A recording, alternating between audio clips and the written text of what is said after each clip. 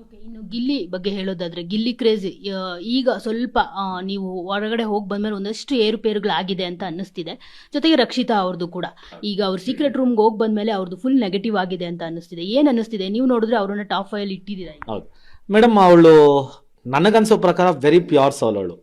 ಯಾರು ನಮ್ಮ ರಕ್ಷಿತಾ. ನನಗೆ ಒಂದು ತಂಗಿ ಭಾವನೆ ಅನ್ನೋದೇ ಇರಲಿಲ್ಲ. ಆ ತಂಗಿ ಸ್ಥಾನ ತುಂಬಿದವಳು ಅವಳು.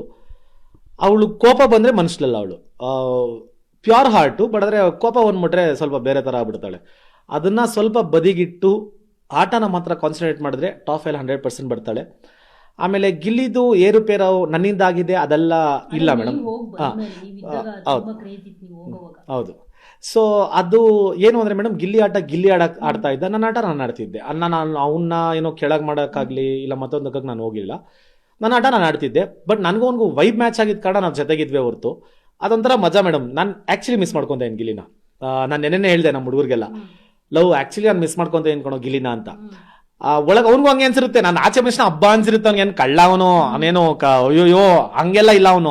ಅವ್ನಿಗೆ ನಾನು ಆಚೆ ಮನುಷ್ಯನ ಹಬ್ಬ ಸದ್ಯ ಹೋದ್ರಲ್ಲ ಅನ್ಸುತ್ತೆ. ಬಟ್ ಆ್ಯಕ್ಚುಲಿ ಅವನು ನನ್ನ ಮಿಸ್ ಮಾಡ್ಕೊತಾನೆ.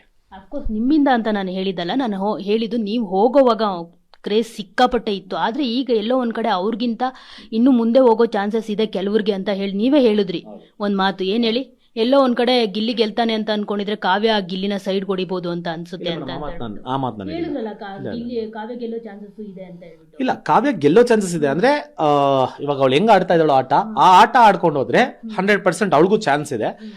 ಬಟ್ ಆದ್ರೆ ನಮ್ಮ ಜನ ಇಷ್ಟಪಡೋದ್ರ ಮೇಲೆ ಡಿಪೆಂಡ್ ಆಗುತ್ತೆಲ್ಲ. So let the best one win.